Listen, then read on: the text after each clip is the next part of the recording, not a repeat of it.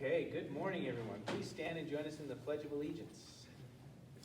I pledge allegiance to the flag of the United States of America and to the republic for which it stands, one nation, under God, indivisible, with liberty and justice for all. All right, good morning. Welcome to Augusta Government Day, August 9th, 2024. August 9th, hard to believe. My name is Andy Hunthausen. To my left, I'll go left first, we have Jenny Chambers, who's Director of Public Works, and Jessica Makus, who is our Special Districts Coordinator. To my right, Commissioner Candace Payne. Good morning. Good morning. And Roger Baltz, our Chief Administrative Officer, and Adam Mays, who's our one of our sanitarians. He's new, so I'm going to introduce you to Adam Mays today. So, Do we get to do an initiation? oh yeah, we should. Boy. Just kidding. Well, welcome to everyone. We'll go through some reports. Normally we would have someone from the Sheriff's Office here to start us off, but we do not have anyone here yet. So we'll jump right in with Public Works. Oh yes, and thank you. As you're going up there, just a reminder, we're recording now. We have to video record all of our meetings and we have to post them on our website and all of that. So if anyone's going to speak when I call for public comment, we're going to ask you to come up and make public comment so that you're on the camera and all of that stuff. And I'll ask you to introduce yourself and the whole bit so that we have a good record of who's providing comment at our meetings, those kinds of things. The legislature has told us that we have to do that now. So I'll turn it over to you, Jean. Thanks, Commissioners. Again, my name is Jenny Chambers, Public Works Director. Not a lot of updates for you guys today, but a few things to pass along. Lewis, your equipment operator up here in Augusta, has been busy, very, very busy grading, and then more grading, and then more grading, and then more grading. So that's pretty much what he's been doing, is a lot of just getting the gravel roads in good shape so that we can move into the winter snow season. They're also looking at getting a procurement done for some magnesium chloride, to get a contractor up here to get some mag chloride this fall on the upper 6 miles of Sun Canyon Road. So the upper 6 miles of Sun Canyon Road, as hopefully get some mag on it this fall timeframe still. We got some phone calls and a report on, I guess, the Main Street lights are out on the road on Main Street. Has anybody else seen that? They just worked on them here a couple days ago and they got those going. Okay. I'm Brian Moody. Perfect. So, sorry, I just wanted to check on that because I've been having some back and forth phone calls with Northwest Energy, and I wanted to make sure if that's still an issue to be addressed. So the last 2 nights the lights have been on. Okay. Not all of them. Would you stand up and use On it? the upper end, there was 4 out in the first block Okay. last night. Okay. Because they said there was So folks, we're gonna really try and stay organized here. I love it, and this is how we've always done it. So you're not doing anything wrong. We've always done it this way, just kind of had a conversation, but we have to be a little bit more formalized. So after Jenny's done speaking, if there is public comment, whether it's answering one of her questions or providing more detail, I'm gonna have you do it in the public comment period, and I'll have you come up and do that. So Okay. Perfect. you finish, and then we'll turn to the public. Thank you, Commissioner and Chairman. So yeah, it's my opportunity to ask you a question. I would like any feedback on that during public comment after my session. It'd be helpful to know what we need to do to follow up on that. So sorry to get that off topic. No, it's okay. The other item I want to give you an update on is some of you might be aware that we, through coordination of the community, had asked MDT and the commissioners for a traffic calming study to look at Main Street here, just do a speed study and traffic evaluation to see if there's something that can be done to try to slow down the folks, especially during the summer season when you got a lot more tourists and stuff coming through this area. They set up the site visit the week of June 24th through the 26th, got some traffic count data and some information. My understanding that they pulled together kind of a draft report, and I should be getting that shortly. And so I'm hoping at maybe the September meeting or even the October meeting, I'll be able to share some of those results from that report and kind of look at what maybe we can do next based upon that traffic study. So it's still underway and still moving forward. And the last thing I wanted to give you an update on is the solid waste front. The Augusta Solid Waste Board District has made some significant operational changes with some recommendations from the staff. The waste that you guys collect at the Augusta transfer station is now getting hauled to Lewis and Clark landfill, so we're collecting our own waste within the county. It's not going to Republican Services. What that's gonna do is it's gonna save a lot of money in the long run. That hauling's going really well. They purchased a trailer, so instead of hauling one roll-off container down, we're gonna be able to haul two. This is gonna reduce the haul loads.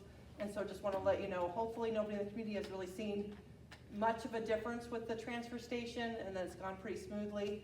But we are doing that as a cost savings measure in the future, and it's gonna help kind of management as a whole. We're kind of managing our own waste within the county and not contracting out for some of those services. So just wanted to give that update today. So Chairman, that's all I have for you guys today.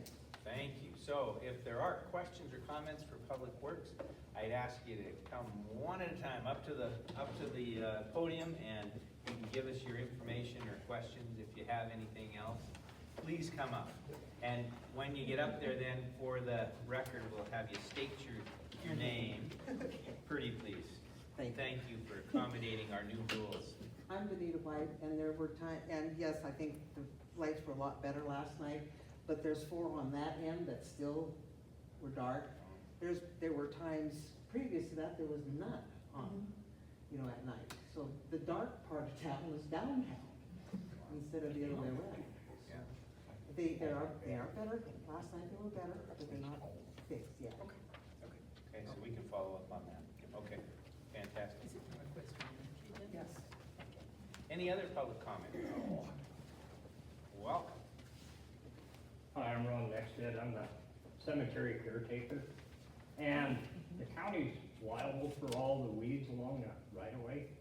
And we've got quite an infestation of knapweed west, the veterans plot at the cemetery. And it's slowly creeping in to the cemetery. And there's weeds off the steep bank on the south side of the cemetery too, and it's creeping up. And I've been spraying with my own chemical, and I've never seen, before Brad McGrattan said that the county's supposed to spray that, go in and spray it, and I've never seen any wheel tracks in there besides my 4-wheeler tracks. So I thought maybe we could get on the weed crews, and I've got it sprayed for this year, but maybe next year get them in there so I can save on my chemical. Great. Tell me your name again. Ron Nexted? Ron. Thank you, Ron. Appreciate the comment. And Director Chambers might respond in a minute here if there's any public comment. Any other public comment for Public Works? Please, welcome.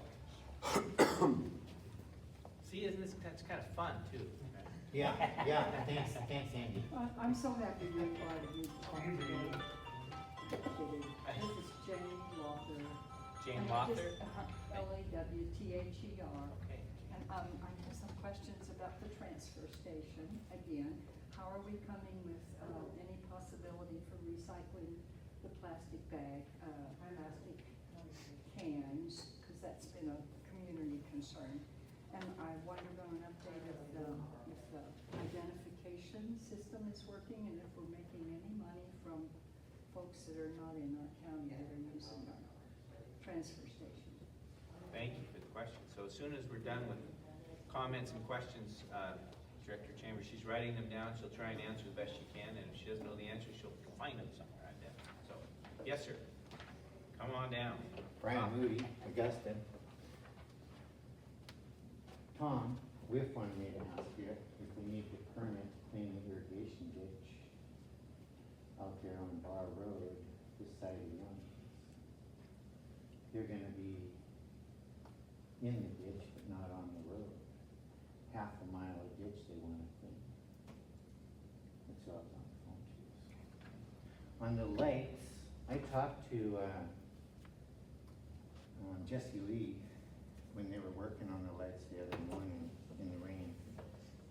And, he said the lights are just so old and they've really been hammered on from the wind and stuff, And, they put LEDs in, but they still expect to have some hiccups.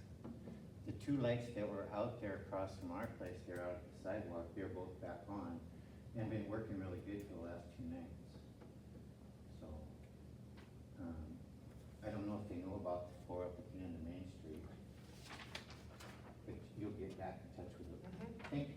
Thank you very much. Any other comment for Public Works? All right, you're Okay, back thank on. you. Commissioner, thanks for on the public comments, but yeah, more than happy to address all of those or talk through them. So we will get somebody to look at the 4 lights on Main Street on the lower end. We'll kind of take a look at that as well. I'll check with Northwest Energy to make sure it's nothing with their grid, but we also have a contractor we can contact if there's something that we need to do from the county perspective, so we'll follow up on that. As far as the knapweed up by the cemetery, Ron, we will certainly address that. So yes, the county has a right and a responsibility to spray the right-of-ways on the road. They do come up in the Augusta country periodically to spray the right-of-way roads. I'm not sure if they did the cemetery, from the cemetery or the landfill as well. The transfer station we spray as well. But I'll make a note to our weed coordinator and get that on a list and get it done next year for sure. And we may reach out to you as well, just to make sure that we know exactly the spots you're looking at to get this sprayed. So we'll do that. And then Jane, your question about the transfer station and then looking at recycling and the things we're doing with that particular area. So plastic is still a challenge. Plastic is a challenge nationwide, not only in Montana. And so right now, where there's not any plans with the solid waste board to do plastic collection, to recycle those materials right now. There's just not a market for it. The stockpiled plastic that we do have on site is gonna get hauled to 406 Recycling in Helena. It's gonna cost probably about $9,000 from the budget to get those rebaled, redone, and recycled. So instead of disposing what you guys have already collected, it's gonna get to the recycling location. But moving forward, that's a big challenge with the plastic to do anything with future collections. As far as your question on about whether or not the permit system has done any improvement within the operation of the transfer station, it sure has. So I can maybe share with you the budget on the revenue we get from outlying districts. So now that you guys have to at least show your permit when you're in districts and you're paying, those that don't have a permit have to either pay when they drop off the material, pay as you throw, or they've been calling out-of-district folks that want to use the transfer site and buying a permit. So we've got a lot more revenue coming in for people purchasing permits that live out of district, and a little bit of revenue for pay as you throw with like campers and folks like that coming through the area. So yeah, it's made a huge improvement there. And glad that the solid waste board district was able to move that direction, and the community was really supportive of showing the permit and understanding the rationale with that. So good point on that end. And then the last one, Brian, that you had in regards to the permit for cleaning out the ditches or the areas around the right-of-way, he would need to have a permit and coordinate with our road department in order to perform that work. They can grant what's called an excavation permit for them to do their own work. They just want to make sure they know what kind of work they're doing, where it's occurring, and that we don't duplicate efforts if there's something moving forward. So just have them contact the road department or myself, and we can get them set up with that.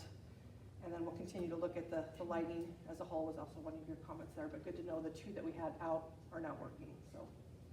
So if folks wanted to participate in the solid waste district board meetings, when do they meet? They meet, we're on a quarterly basis now. I believe the next one's in October, September or October. And it's always following the government day. So it's the same Friday that's government day. We meet at 1 o'clock on the solid waste board meeting. And so the next meeting will be the second Friday of October at 1 o'clock. Another date right off the top of my head. So if you want to dig more into the details and understand how it all works, that's. The other thing, Commissioner, I'd like to mention, Brian Moody is one of your new representative on the Augusta Solid Waste Board. So you can always Thanks ask for him letting what's me going know. on as well. And his address is. So, There's a pretty active board up here, They Brett. know where Brian lives. Yeah, Brett, there's quite a few folks up in your areas that are part of that board, so. I had one more thing. Please come back up to the, Can I reintroduce finish? yourself. Brian Moody, Augusta. I should have got it in before, but Jenny asked me to say something to you about the sink over there and the water hookup for the refrigerator for the ice maker. And so I went and 2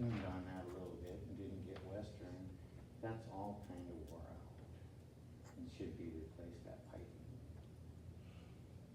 So when you, for instance, close the valve that goes to the ice maker that's underneath the sink, it's kind of a hokey deal that they got there, then that just leaks a stream out. I would have used a different word, but I'm on camera. Well, thank you. Yep, you bet. Appreciate it.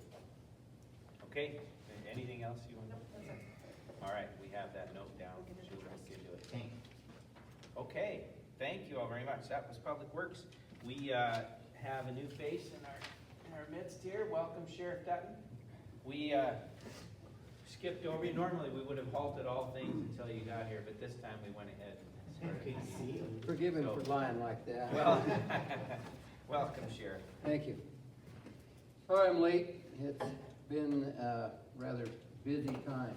So, Mr. Chairman, Commissioners, et al., and audience, thank you for having me. Today is a somber day for us. I mean, we're spread really thin today. And the phone won't quit, sorry, I'll just put, it's ringing in my ears in case you think I'm nuts, it really is ringing. Anyway, You think you're nuts anyway. yeah, well, I'm in good company. Yes. So, yesterday at about 3:40, I'll just start off with the most recent. Yesterday at 3:40, a friend of mine who's a sheriff in Teton County said his 911 center received a phone call of some people on saddle horses that had found a crash of an airplane that was still on fire. And they tried to get over to it and did not know if there were any survivors. So I am glad that the Forest Service representative, Mr. Kyle, is standing here. The Forest Service and DNRC stepped up to the plate immediately. I was trying to coordinate a bunch of things, and DNRC called, said we can get a helicopter up there. The U.S. Forest Service said we'll get a ship over there right away. And it did not make a difference whether the crash was not survivable. There were 3 souls that perished in it, but to get there that fast was incredible. And I really want to give my thanks to you and David Nunn and the DNRC folks. We did get back there to find out, to verify that that was the case. It is very remote location. It's over by Crown Mountain, and it's right now, being a pilot, you automatically try to figure out what happened, and that's the wrong thing to do. So the NTSB will be here today. We'll resume operations at 1300, 1 o'clock to go in and begin the process of recovery. So the aircraft is there. I cannot tell you who the pilot or the passengers are, even if I just don't know. Until I do, until I verify who they are, I cannot release the remains. So the plan is the DNRC is going to help us with long line today, and we will remove them and bring them to Missoula for autopsy. And we'll wait. We have to do DNA on a couple of them, and then Kyle has stepped up with help. I just don't want to. This is a difficult scene, and I don't want to make mistakes I have in the past of putting people in a position who are not used to dealing with this kind of scene. It's gruesome, and we'll make sure everyone is prepared as possible. If you haven't seen something like this, it's difficult. So anyway, we'll work with you, and we really appreciate your help. Really was invaluable last night. We had 2 helicopters. One landed right there. It's in a scree field, right on a cliff, right in the saddle. That's the most urgent thing. We have our command post set up out there at the airport. If you drove by and wondered why it's there, it's been just super. Last night we were able to get in there and debrief the 2 coroners, the investigator, another deputy. We could put the pictures up on the screen. Get a plan today. NTSB, National Transportation Safety Board, will be here today, and so will FAA. Okay, this is my joke, kind of not. Oh, so wait. But I get contacted by the FAA, great guy. He was a little grumpy this morning, but great guy, he apologized. Anyway, I said, you know, we're working with the Forest Service and we're working with DNRC and get you a helicopter ride. And they said, ooh, helicopter. I'm not supposed to fly. I said, who do you work for? I said, I'm with the FAA. Federal Aviation Administration, and you're not supposed to fly. Okay, whatever, I'm busy. Bless your heart. Well, that'll have to be my boss's decision. Well, beg your boss to fly, because it's a long walk. Well, what else? I said, well, you could rent some horses. Mills Outfitting is there, and I'm sure that they would rent you horses. Horses? Yeah. And, well, can we walk? I said, yep, you can walk, but it's a long ways and it's a long climb. But anyway, I just found it interesting that the FAA won't let them fly. So, I am a pilot. Aviation is safe. Aviation is safe. I don't know what happened yesterday. So, we also sent 6 of our civil disobedience team members down to Bozeman for the Trump rally. The Gallatin County called for agency assist. There's a lot of agencies coming in to help. And we're just there to keep the peace. It's not political. They need help blocking roads. They're going down to Big Sky. They're probably already there. And then they will come back. And then they'll be in the field house. But I'm sure there'll be protesters. Our modus operandi is we try to go find people who are in charge of the protesters and talk to them and say, here's your area, here's where you can protest, it's your First Amendment rights. Let us know if you want to be arrested. Some of them do, some of them don't, but we find early engagement saying, we will arrest you, that's not a problem, but if you just want to make your point and say something, you have that right. And then please leave. But here's the demarcation line. Please don't go across that. Don't chain yourself. We have what they call a cut team. We have, you know, there's vandalism and things like that associated with that.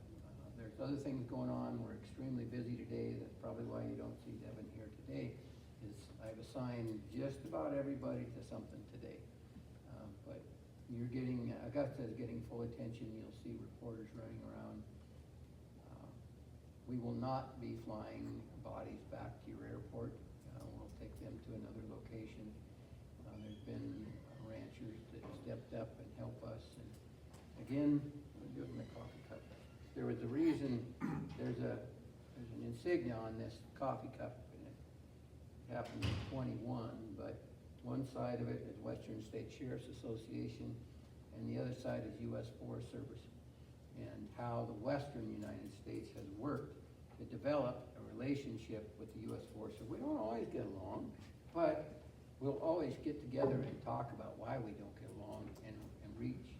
And we've agreed that we will listen and we will help each other where we can. How that benefits you and why that benefits you is today. It's today. When you have a fire, that's how it benefits you. They're doing initial attack as fast as they can. We're trying to keep them safe by closing roads, and if someone leaves their home, we're trying to protect their home, protect them if they're driving up and down. We have had enough firefighters killed. This is the second aviation accident in less than a month that we're having to investigate, and those are tough. The death, I'm used to that. I mean, I hate to say that, but it's the families. It's the families who have questions of why, what happened, all those kind of things that grow weary. But I understand that's a job, but still, blessings to when we find out who the families officially are. We don't know officially who they are. So that'll take a little while. But you got a better brief than the news. So I'll just send the reporters to you. That will help me. Just come on over and you've got the information that I know. Not all of it, but a lot. So Kyle, again, many thanks to you and your crew. That was so helpful. It really was, and I know you'll continue to help. So really, when you get up into your report, just say you're welcome. All right. Any other questions, Mr. Chair, that I can answer? Thank you, Sheriff. I'm sure we'll hear more about things as time goes on and as you're able to release that. But there might be questions from our public here. So, Okay. if there are any Thank you. questions, concerns, comments for the sheriff, I'd ask you to come up as we've been practicing today. They've been doing a great job, Sheriff. Just so you know. I noticed that Yes. you even came up. Yeah. If I had an M&M, I'd shell it out for you. You've done a right fine job there. It's a good thing. So, any questions for the sheriff's office? And if there isn't, if I can be excused, I need to go over, we need to start briefing the plan for our recovery. And so you'll see helicopters and all kinds of stuff, hopefully. I know they'll be here. We're grateful for you stopping by, and thank you. We wish you the best Okay, in all the work thank you're you. doing. Take care. You can stop by the command post if you like. All right, we may on our way out of town. Thank you. Seems that was rolling out of your head. Thanks, Sheriff. Thank you. All right. Forest Service is up next. Me, Kyle. You introduce yourself for the record, pretty please. I guess, Kyle Navin with the Forest Service. I guess also, you're welcome, Leo, and thanks as he leaves. We do have a crew ready to help those guys today with what he just talked about, so I'm not really gonna elaborate on that at all, other than we're just helping them how we can, as far as aircraft and personnel, to do what they need to do. Falls Creek Campground down in the Dearborn, there actually is a show me trip today with contractors. That's good news. That's kind of been in the works for a couple years. Yeah. So there's some contractors that are looking at it, and then we'll go for bid. So that's getting closer to something that we're gonna get done for that campground down in Falls Creek. Great. It's been 2 years now, or 3 years, Yeah. I think, since we acquired that. So just to clarify, it'll be a Forest Service campground? It'll be a Forest Service campground. Yep, but the contractor and the stuff's all drawn up, so that's moving forward, which is a good Great. thing. We're still in stage 1 fire restrictions. We didn't go to stage 2 this last week. I don't see the need for it. My gut feeling is we'll probably stay in stage 1. You know, we got this little blip of moisture. It's pretty variable across the forest, you know, from up north, you know, up to about an inch. As you come down south, you know, to maybe like a quarter inch to maybe only like, you know, a tenth, 1500s out here on the front. So it's pretty widespread variability of moisture, like I say. My gut feeling is we'll probably just still stay in stage 1, but that'll be coming up next Tuesday when we have the call. But I don't see us going into stage 2. We just stay where we're at. As far as fire-wise, we haven't had a lot of fires. We had that South Fork fire, that July 15th, 16th, 17th. That was in the South Fork of the Sun. It was about 6 acres. We suppressed that. We had that big lightning storm probably 2 weeks ago now, 10 days ago. We only picked up 1 fire on the game range. We took care of that morning. So it's been, I guess in a good way, it's been relatively slow as far as lightning and fires, for considering how dry we were, you know, the end of July and how hot it was. We do have quite a few folks out other places right now, just due to the moisture we had here, so like Idaho, that sort of thing. They'll be coming back. Unfortunate part about them coming back is we start to lose kids back to college already. I don't know why school seems to start earlier every year, so we lose about 5 or 6 kids here this end of this week. Actually Monday, Tuesday, I guess beginning of this next week, to college. About 2 weeks ago, when we had that big storm, we did get quite a bit of wind throw on trails, so a lot of the trails that were cut out, going back and having to do them again, just because of that storm. So the trail crew's out doing that. Beaver Willow Road, you know, the road that connects basically Sun Canyon over around to, I guess the benchmark road there at Scout Tana. That road's gonna be closed August 12th through September 1st. They're gonna replace some of those culverts that have been needed to be replaced, so there's a contract that's going out and it's awarded and it's all set up. I'm not guaranteeing it's gonna be closed from the 12th to the 1st that whole time, but there's a possibility it could be as they pull those culverts out of the road and they replace those culverts. So we'll get some more out on that, I guess that's next week too. It's a little bit closer, but if you need more info on it, there's some stuff at our office and then we'll get it posted on the roads once they start on that. I guess next thing, maybe today's Smokey the Bear's birthday, his 80th birthday, in case it's positive. And then that's all I got. Any questions? So I was off a day because I wore a Smokey the Bear sticker most of the afternoon and evening yesterday. I thought it was yesterday. No, it was today. Today. I blew it. The library was giving them out now. Oh, they are? That's funny. First day. All right, thanks. All right, Thanks, thank you. Matt. Any questions Thank for the you. Forest Service? Questions or comments? All right, thank you very much. All right, Adam, public health, as you know, we've been, this last, it's been 6 months. So we've been having the public health report, and Adam Mays is the new sanitarian for the public health department, and so we welcome Adam, and I'll turn it over to you. Yeah, as the chairman said, I'm Adam Mays. I'm the new sanitarian with the health department. And I'm here today to kind of just give a quick overview of smoke safety. So kind of a great thing to be preceded by the Forest Service. So I just kind of wanted to give a little overview of what we have going on. The air out here today actually is not bad at all, which is really nice. One thing we just want to make everybody aware about is, you smell the smoke, but sometimes you don't really realize what you're breathing in. And those of us with, those of us from Montana are like, oh, it's just another summer. But, we don't really realize what we're breathing in. And if you have any, like asthma or other lung conditions, it could be really harmful. So I have a couple little visual things for you here. So this is a piece of filter paper, and this one is completely clean. It hasn't been through any sort of machine. And then I have a couple more here. So this one they're from 2000, so when those fires were kind of going pretty strong in the state. This was before the fire started, so you can kind of see, there's a little bit of pollution there. And then 1 week before the fire started, and this one's from Hamilton, this one's from Hamilton, this one's from Helena. And then 2 weeks after the fire started, this one is from Helena, so you can see we get worse. And so, all that we're breathing in every day when we're outside with the wildfire smoke. And then 2 weeks later from Hamilton, that same thing, you can see there's a lot of particulate matter there, and that is not good for our lungs. So what can everybody do to kind of temper that or keep safe? We recommend having an air filter in your house. Try not to have the windows open if you don't need them open. I know it's really warm and not everybody has an air conditioner, but if you can avoid having those windows open, you're not going to let in as much of that particulate matter and protect your lungs. If you can have if you have to have your windows open, if you could have just maybe one room in your house, we call it a clean room, where you might have an air purifier, or if you're really cheap like me and you don't want to spend the money on an air purifier, you could get a box fan and kind of take those furnace filters and kind of put them around the back. It's actually a really cheap and cool way to make your own air filter and keep yourself safe. I'm sorry to interrupt, but you're talking just when we have really smoky days here. Yeah. Like, nice days that there's no smoke in the air. It's Right, nice. yeah, as long as there's not a lot of air pollution.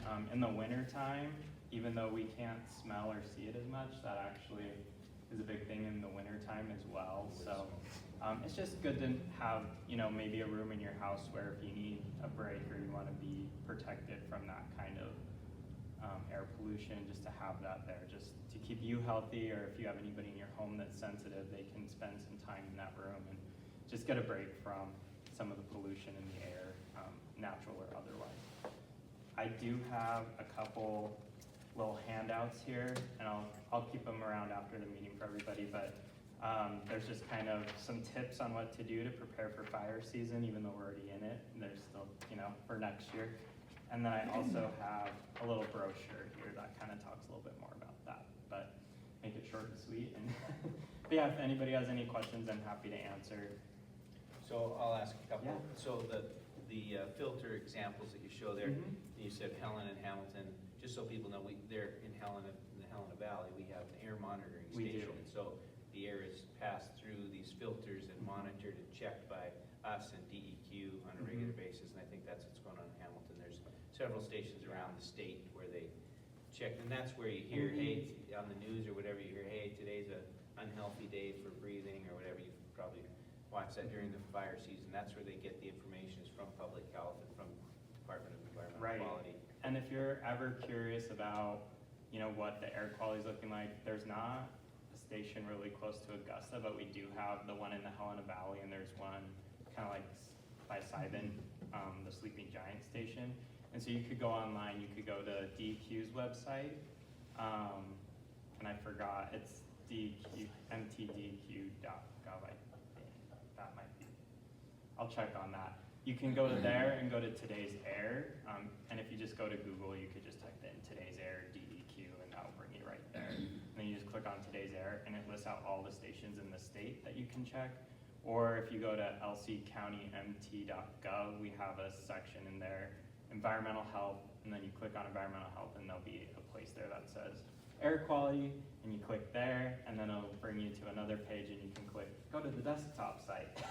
And then you'll see our widget that has like everything about the, just that Helena Valley. But it can be, you know, obviously like today when I was driving out, the valley around Helena was pretty smoky, and up here it's kind of nice and clear. But you can always check those and kind of give yourself an idea. DEQ also does a smoke forecast, and they do that kind of for the whole state. They have satellite images. So if you're concerned about what the smoke might look like in the next few days, they do have really good information up there too, so you can kind of plan ahead. All right, thank you very much. Any questions for public health? Great. Adam, thank you very much. Yeah, thank you all very much. And Nice to welcome. meet you. I bet this is the first time to Augusta, is that true? No. Have you been to- Augusta's what? Have you been to Augusta before? I have driven through Augusta, you've but I driven, have okay. never stopped and, yeah, came to town, so. And given a presentation. Yeah, and given a All right. presentation, yeah. All right, well, welcome to Augusta. Okay, well, we will, and there's no questions or comment for Adam at this time. I could tell him that. Brian Moody, Augusta. Next door is the senior site to the building, and we have a table over there, and you can read literature over there and stuff. I will definitely do that. Thank you. Yes, after the meeting, Brian, will you take down the tour of the building? if you want? I would. That sounds fantastic. All right, we'll move on to other business, which is, we do have an action item today, and that is Resolution 2024-85 to levy and assess the Augusta Rural Improvement District number 2001-7. 2001-7, how about that? Very good. Thank you, Mr. Chair, Commissioner Payne. My name is Jessica Makus. I'm the Special Districts Coordinator for Lewis and Clark County. And today we'll be holding a formal public hearing regarding comments and objections to the adoption of Resolution 2024-85, which will levy and assess an annual special assessment of $100 per benefiting property within the Augusta Rural Improvement District. There's a total of 260 benefiting properties in the Augusta district, so a total of $26,000 will be assessed annually to fund the maintenance of the RID. The Augusta RID was created in 2001 and updated in 2022. This district provides maintenance to most of the hard surface roads within town and includes pothole patching, crack sealing, and that every 7-year chip seal cycle. The county road department provides all of the plowing and sanding, all of the grading on gravel roads and alleys, and then all the sweeping on the hard surface roads. So that part does not come out of the RID fund, but the county road department provides that service. The assessment rate was raised to $80 per property per year last year in 2023, with the intent to monitor that chip seal cycle, to monitor the cost of that, and increase the district assessment accordingly to stay on track for the next chip seal cycle, which is projected to be in 2029. So historically with this district, that chip seal cycle comes up every 7 years, and so this is the big maintenance that preserves those hard surface roads in town. In 2014, the maintenance fund did not have enough money to cover that chip seal, so the district had to take out a loan to make up the difference. The same thing happened in 2022 as well. So what's happening with this district as we stay underfunded with the maintenance district is that every time this chip seal cycle comes up, we have to take a loan to get that work done.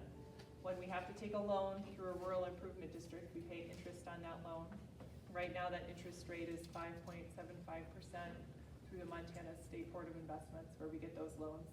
And we also, by state law, have to add 5% of that construction cost to what's called the RID revolving fund.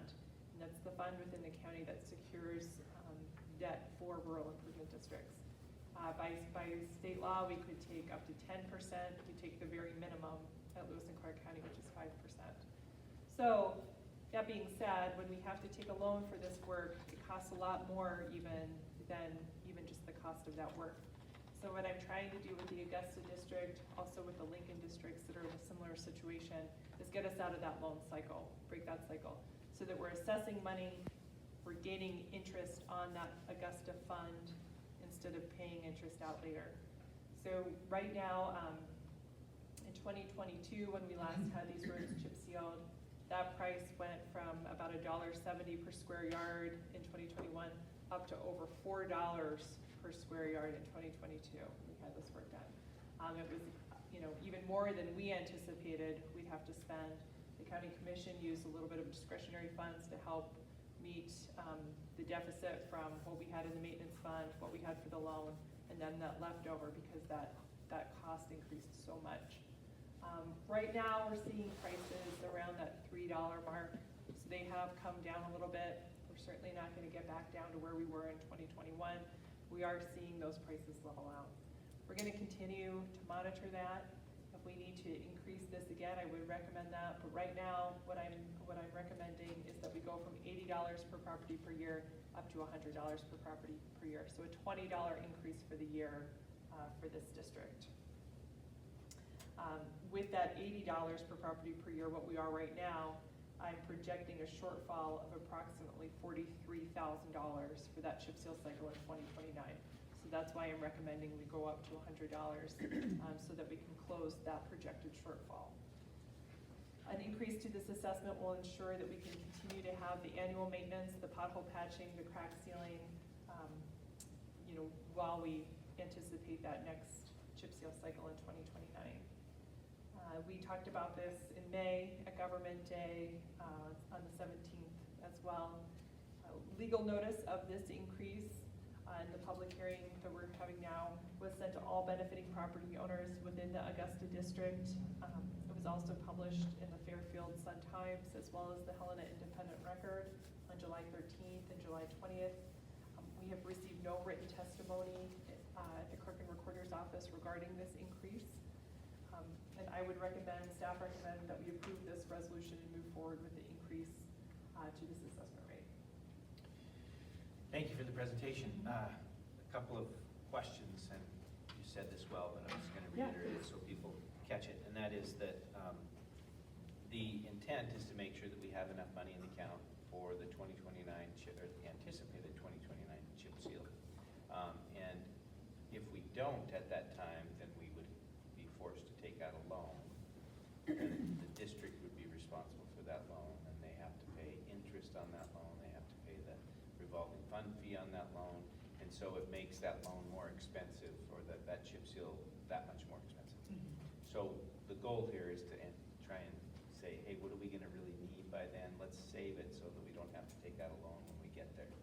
And that's really what we're doing today, or what you're proposing. And you just said that, but I'm just stating it again so all of us are clear that that's the intent here. And if it looks like we're gonna be okay next year, then we wouldn't have an increase. But if it looks like, geez, we're still not gonna, we might, could be $5, could be $20, just trying to figure out exactly, looking at that annually, to figure out if we're saving enough for that chip seal cycle, right? Mr. Chair, that's right. That's an excellent summary. So, right after we have that chip seal cycle where they put that oil down and then the rocks on top, usually we don't see a lot of need for a lot of maintenance in those first couple of years after that's done.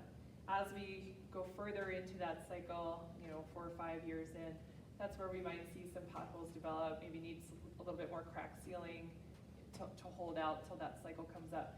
So, we try to project some of that coming up into that cost. If we see these roads holding up well, we may not need another increase. If we start to see some of that normal wear and tear develop, that would be a drawdown on this maintenance fund. So we may have to increase again. If things kind of stay on track, looking at it today, anticipating a usual amount of pothole patching and crack sealing and things like that, I estimate maybe going up to 115 possibly, for a total from $100, which I'm proposing today, possibly up to 115 as I look at the projection. That may not be necessary if those roads hold up over time, but I'm just keeping an eye on that. I'd rather assess the 115 and make sure that we don't get hit with that interest and that RID revolving fund. It will save you money over time. But I don't know what will come. We'll continue to keep an eye on it though. If we need to have another increase between now and 2029, before that cycle's due, I'll come up again and we'll talk about that in this setting. If not, we'll keep going at this assessment rate and just see how far we can get. Yeah, so the other thing I'll say is that, and Commissioner, I don't know if you have any questions or comments, but you have a really good thing going too.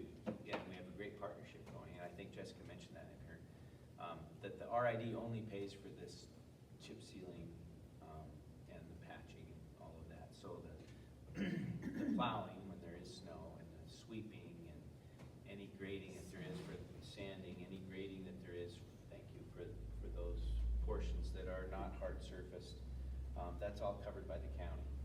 And I can tell you, or you can tell us probably, that there's only a couple of RIDs where we have that deal. Most of the RIDs pay for all that stuff. So their assessment would be much larger because they're paying for snow plowing and paying for all those things. So we kind of, when we hard surface the streets up here, it was kind of the deal that we made with Augusta, that we'll partner with you, you pay for the hard surface part and pay, save to keep it hard surfaced in good shape, and we'll do our part and partner with you. So that plowing and all that, that's on the general taxpayer, which is not normal. Normally, only those everybody roads would we put on, like a road that benchmark. You can't attribute that to just the people that live there. All the public can go up there, the campers, and it's kind of an everybody. 435 that goes out, it's an everybody road. You can't attribute that to a group of people that live on it only. But the streets in town are kind of your streets, and so just like any of us in our neighborhoods, we all are kind of pay for the street in front of our house to some degree. Whether it's a street fee in the city or an NRID or a homeowners association or something like that, we all participate in that. And then the county takes care of those, everybody does. The big ones that, like I just said, 435 benchmark, those are the ones county, your general taxes go to helping pay for those. So, it's a pretty good deal for Augusta. I'm not saying we should change anything. I'm just saying that we're trying to do everything we can to keep the assessment as low as possible and keep your level of service at the same rate it is. That'd be a good way to describe it. Mr. Chair, that's a great way to describe it.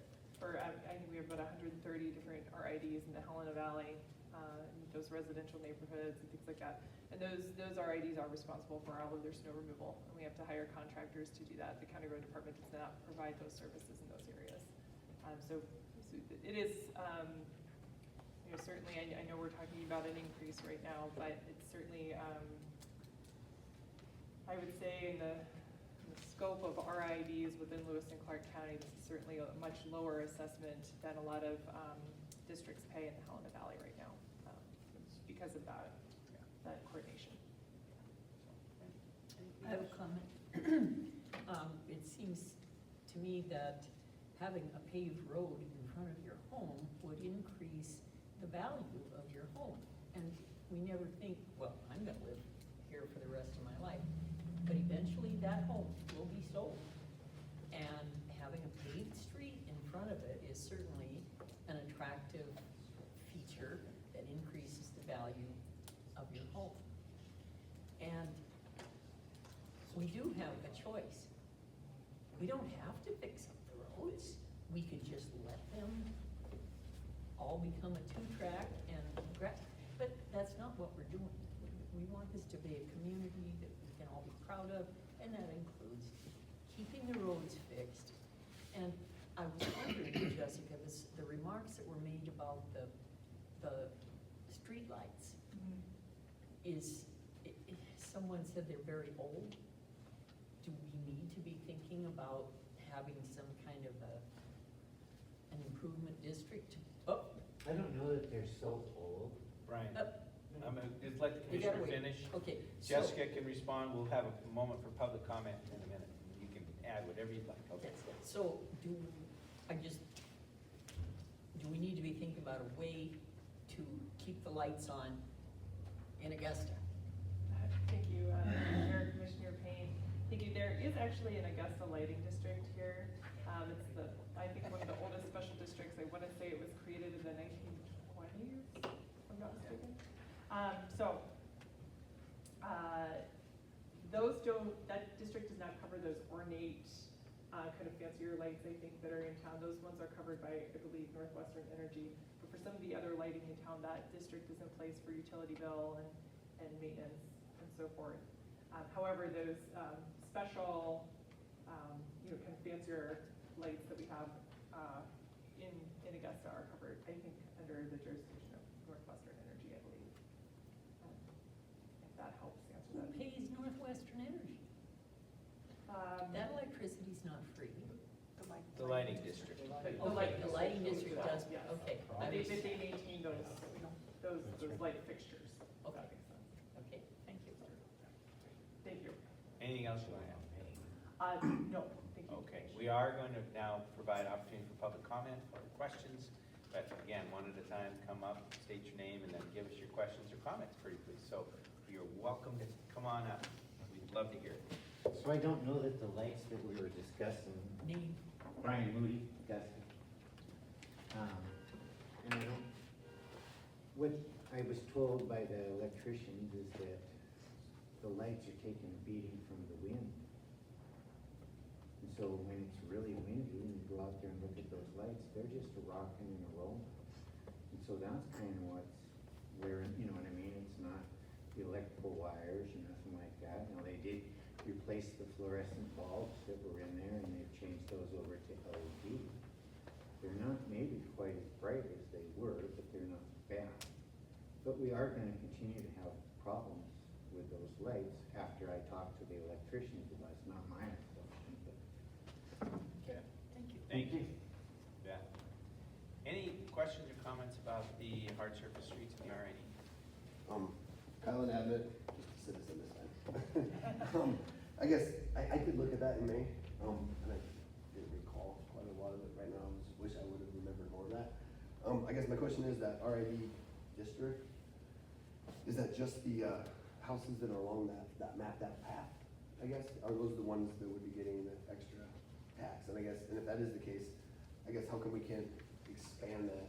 I guess, how did that district get developed? Because it seems kind of silly to me, like, I believe it went to like the school and fire department and the main road, but there's a lot of other people that go to those places that might not, if it is just that main route that's getting the addition, why couldn't we increase that boundary, I guess, to help with some of that cost? Because it seems like there's a lot of the people that are using those roads, they just might not go along that road. Like, that's kind of my question. Thank you. Sure. Very much. Good question. Any other questions, comments? Questions and comments? Well, next at Augusta. I didn't get, when was the last chip seal we had on our streets? 2022. 2022. Okay. When was the last time the patcher was around, the hot mix patcher? Because there is some major potholes in our streets. And we'll answer all of them after you're done, but go ahead and ask as many questions as you want. She's writing them down, she'll answer Okay. them.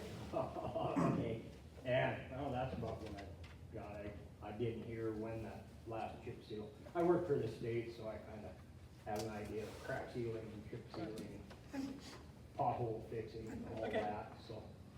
But there's quite a few potholes around. I know I haven't seen the patcher around for quite a while. so. Okay. Thank you. Yes, sir. Come on up. Brian Moody, Augusta. I kind of blow off the sidewalk from the name check stop sign all the way up to the gas station and sometimes half of the gas station. We don't usually go any further, but that's a fair chunk. And we did the chip seal on Main Street this year. so they left all kinds of rock. And so there's no way that I can keep that clean, and I do that for multiple reasons. We have a bunch of old people, everybody walks to the post office in the area for the most part, and we got baby strollers and stuff like that. And I'm cleaning that every other day. There's that much rock left on Main Street from chip sealing. Just bothers me. Thank you. Yeah. Any other comments? Any other comments? Any other comments? Okay, we're gonna close public comment. Jessica, we'll turn it back to you, and then loudmouth commissioners will probably jump in as well, I'm sure. Thanks for I was. And thank you for public comment and for talking about this today. So Kyle, as far as the map and the boundary, I shared the map with you, I think in May. Yeah. I don't have a copy of the map today, but that's certainly, if somebody's interested in that map, I can mail you a copy, or it's available on the website, and we can follow up on how to find that map showing the boundary of the Augusta district. It is 260 total properties included in that. The challenge with an expansion, and this happens, over time, right? That boundary was set in 2001, and things change over time depending on who's coming in, who's using that now. If we were to, we can't simply add property to an RID because we assume they now benefit. We have to go through a new process. And this is required by state law. This isn't us making this up, or, and so what that process would be is to look at a new map, look at a new boundary, determine what an improvement would be for that district, because the rural improvement district is that improvement. So what we're talking about in Augusta is that initial hard surface change, and then the maintenance to keep that up. So we would identify that, we would identify what that initial improvement would cost, we would identify what the maintenance of that would cost, spread out among that new boundary.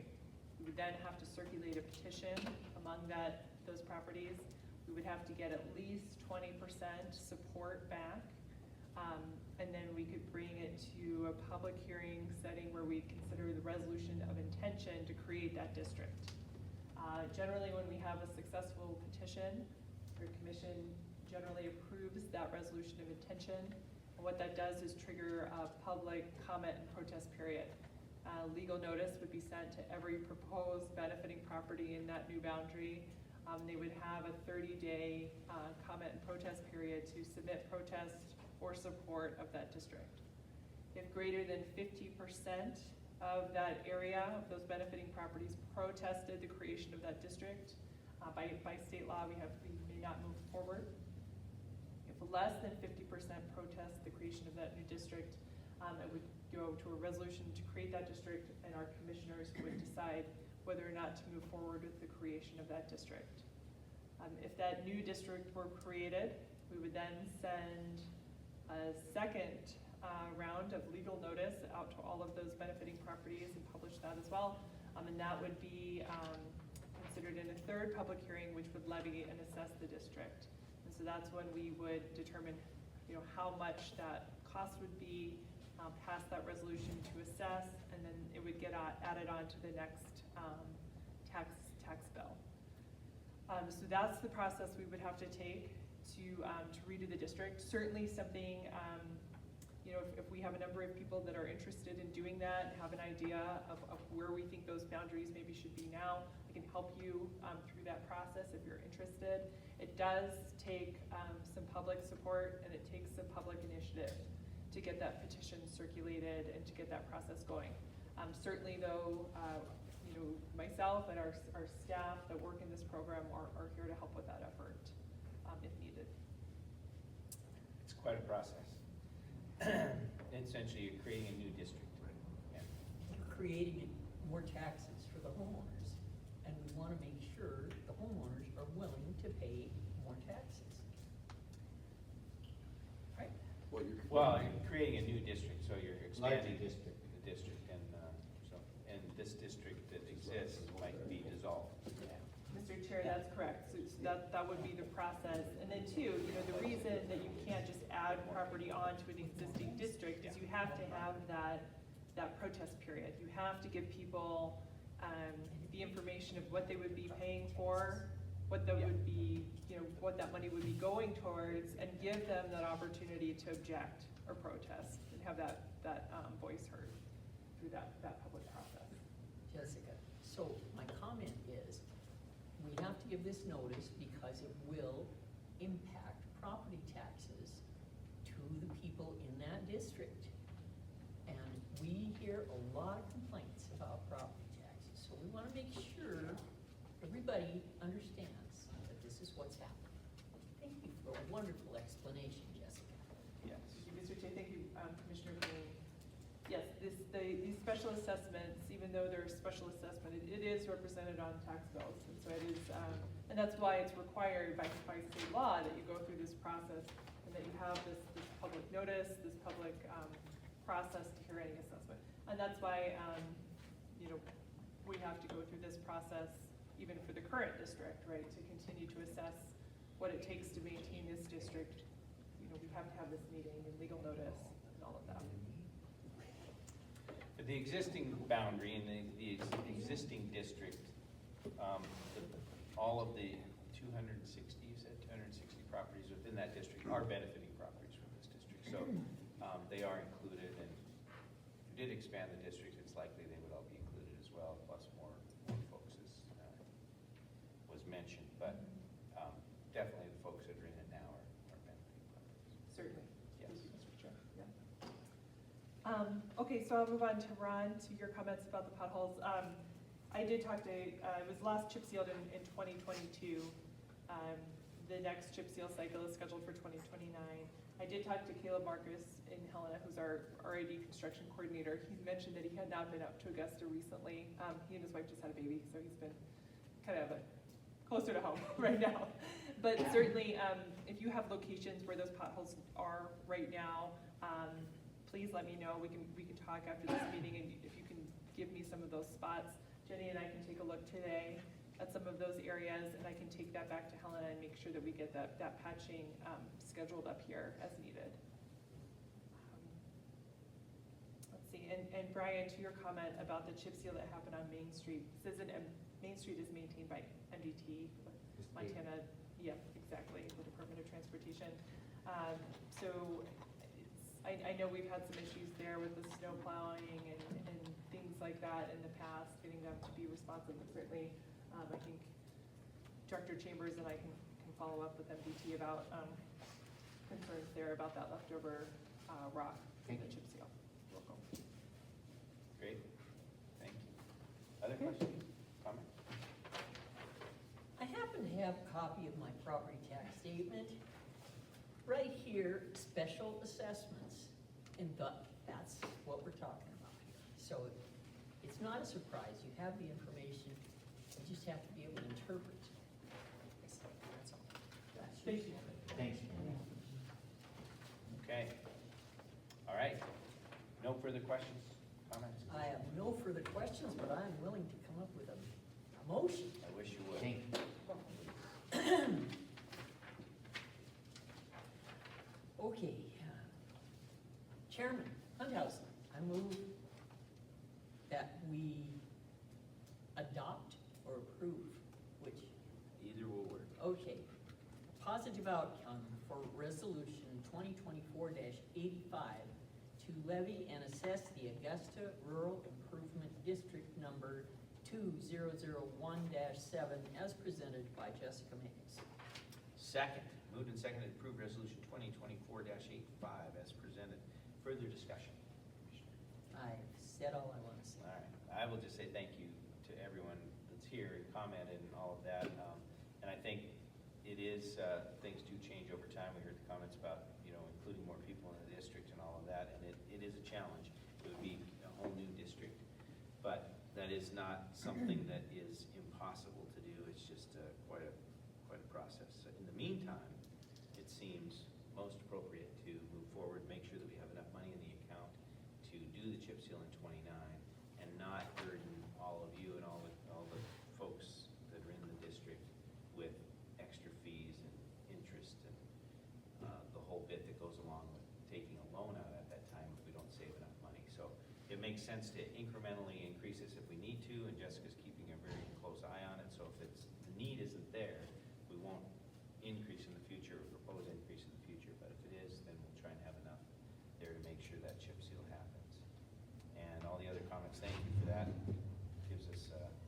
glimpse into what's happening in the community so we can follow up and make sure that potholes get filled or whatever else it might be. So appreciate it, and I appreciate all the staff work on this. Thank you very much. So with that, Commissioner, anything else? Nope. All in favor of the motion signify by saying aye. Aye. Aye. Thank you very much. Approved. All right. Our next meeting is September 12th. Here, same bat channel, same bat station, all that kind of stuff. So we'll be here September 12th, with bells on, and not the other things. But, thank you. We will, before I take public comment on any matter that's under the jurisdiction of the commission, but not on today's agenda, I'll ask Roger if he's got anything else he wants to share. No, thank you, Mr. All right, nothing else he wants to share. Is there any other public comment on anything under our jurisdiction that wasn't on our agenda today? If anybody else has anything they want to tell us, please come up and give us the business. Again, I'm good Jane morning. Walker, and I have a question. Does this Board of Commissioners have anything to do with the wait time at the License Bureau in Helena? Thank you. Well, when you're done, we'll answer. Did that, okay. You're talking about the motor It's vehicle? my understanding that there is a new computer system on the docket called Merlin, and that will be in place in the spring. But I just want to keep that issue in front of everybody's minds, because I've talked with people that have waited and played the game for 3 days to get service. They watch the little thing, and they come in and they get the little thing, and then they go to the window. And it seems to me like every one of the folks in there are as frustrated as they can be. So I just want to ask if this group is in charge of that, and what can be done, and to let you know that the public has a genuine concern. Thank you so much. Appreciate it very much. How about other public comment? Is there any other public comment at this time? Please. Oh, I thought you were getting up. Any other public comment? Anybody else? Okay, we'll close public comment. Yes, we do partially have, we're partners in this whole thing. We are the purse strings of the operation, but the day-to-day operation is under the treasurer, clerk, and recorder. She's an elected official, Amy Reeves. So she manages that department and, or that office, and which motor vehicles is under that, accounting, county accounting, tax department, and records, and then the elections are all under her as an elected official. The county commission does have responsibility for all finances and, you know, ultimately the building and all those kinds of things. So we work in partnership with the other county elected officials, and I'll just tell you, kind of go down a list of things that we have done. We share your concern, we share your frustration. I can't tell you, there's not many things, maybe roads, but that almost come up to the amount of public feedback we get. So the motor vehicles area down there is very challenging, and one of the biggest things that challenges us, I'll say us because it's part of the county family, so it's not just Amy, but she and her staff really are challenged by the workforce.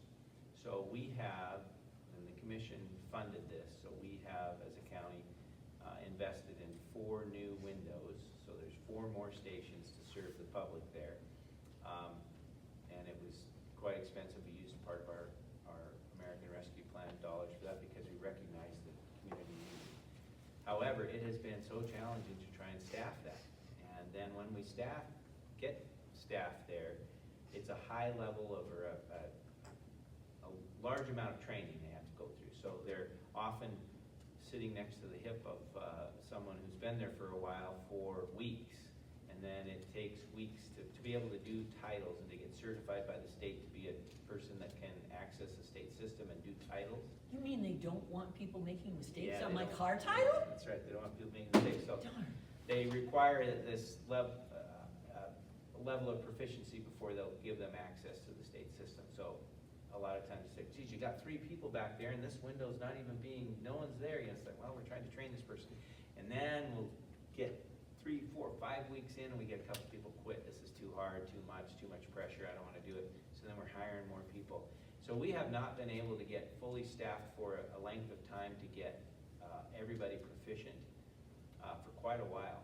We've had, hey, we're fully staffed, now we just gotta get them trained and hopefully they'll stay, and then boom, 3 leave. You gotta start over again. And then, as you mentioned, actually the old system, or the system we're under now, the system we're under now is the Merlin system. And 30 years. it is, yeah, it's being replaced. So they're telling us that in 2025, Winter. it will be replaced. Did they say winter, January, February, or November, December? And this is a state-run computer, and we have very little control over it. And we use it, as do all the other counties, and I don't think other counties probably have the wait time that we do, but I don't know why that is. They're dealing with the same 30-year-old computer system. 30 years old. Okay, and we also have, okay, my family had a car and a pickup for many years. Okay, I got a car, 2 pickups, a 4-wheeler, multiple vehicles, and your boats and all those things. And all those people come in and they have to be licensed. The people behind the scene who quit, they have children who are sick, or their mother's dying, or, I mean, they're all human beings. And when people then yell at them, they say, I'll go work at McDonald's, they pay the same and I don't get yelled at. So it's a societal problem. Hopefully when the state decides that the counties really are not spending all the tax money and maybe the counties need help, then we can get our new computer system in sometime in the winter of 2025. Of course, we'll have to retrain everybody, and they're all humans, and So I'm hearing there's nothing to be done. So let me just Yes, finish let on some things that are being done. So we've added many new windows, we've increased the salary, we've tried to do some things to incentivize, we've tried to get some more pay grades in there so people have a way to advance in the county system. We've done all kinds of things to make it more attractive that way for employees. We have, the new system is coming. It is a Department of Justice, State Department of Justice system. So the counties are just, I shouldn't say just, but we're the worker bees. we are an agent of the state in this regard. So it's a state system, state computers, state everything, and we get permission to use them as their agent, but we provide the service on the ground. So a lot of frustration around that system, as you described. We're supposed to have a new system in 2025. Throwing out dates or times, I'm not gonna do that because I don't know when it'll come, but they're saying 2025 that we should have a new system. And there will be a training period, there will be all of that to try and get up, but it's supposed to be more efficient and easier to use. Whether that'll solve our problems, I don't know for sure.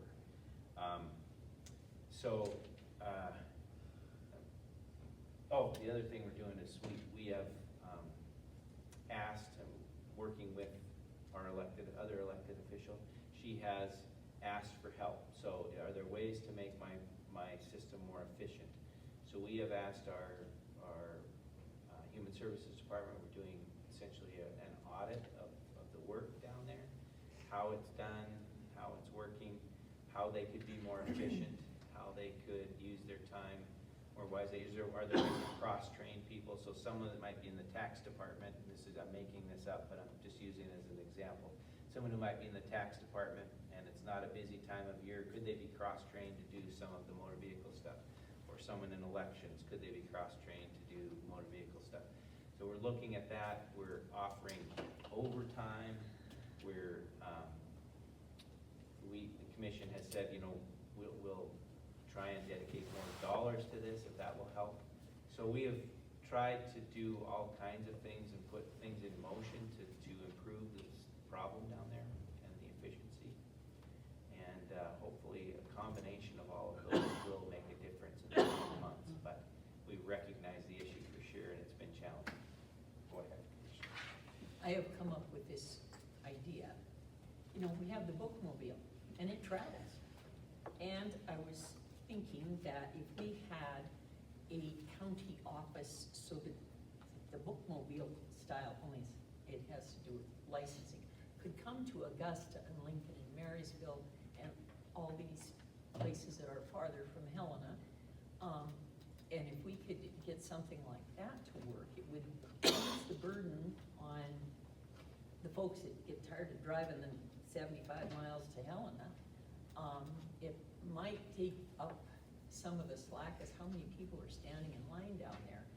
And I've talked to some people about this. There seems to be a problem, and I think it's the Justice Department does not want to have that much flexibility in these extremely important financial records. Having, you know, cars with they've got a lien on them, or you're transferring.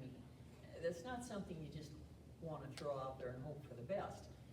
So I don't think it is an idea that has gotten any legs yet, but maybe if you all talk to your legislators, you know, the squeaky wheel gets the grease, and I agree. I walk through the motor vehicles department. I make an effort to go in that front door and talk to people all along that hallway, and that helps when I tell them that these are all individuals and their mother's dying or their kids are sick or whatever, and it seems to help a lot of them. They kind of, oh yeah, I'd forgotten about that, and there's worse places you can be, and so, but it is just so aggravating. It is just nasty aggravating, and we share your, but it needs work, and if the Justice Department, which is part of the executive branch, could help us come up with some ideas. I don't think Lewis and Clark County is the only county with this problem, but it is exacerbated because Helen is clear down on the southern part, and we've got this huge. Yeah, you reminded me of a couple other things that have been posed as well, that with this new system, why can't we do more online? Title work especially, other states are doing it, and why can't, with the technology that we have in the world, why can't we walk into any motor vehicles office across the state and do the work, no matter what county we live in? So for example, why can't you guys go to Shoto, and you just, they know where you're from, they know what, you know, they know. And it's all. And so that, whatever, the part that comes to Lewis and Clark County comes to Lewis and Clark County electronically, and all of that. And you'd think that they could do that. So we've brought that up as well. A couple of years ago, before Commissioner Payne was on the commission, we wrote a letter to the Attorney General, who oversees the Department of Justice, and made all these comments. The other one that other states are doing is they're doing a lot of the title work and the registration. They train and certify dealerships to do a lot of this work, so you don't even have to come in. You buy a new car at the dealership, and you could do all of your work right there because they're a certified, trained, agent of this as well. So there's all kinds of things that the state can do to improve this, and so we have brought up many of them. We are trying to locally do as much as we can to improve the situation, but it's not going to be a fast fix either. So all we can do at this point is contact our legislator or the governor's office or the attorney general or the Department of Justice.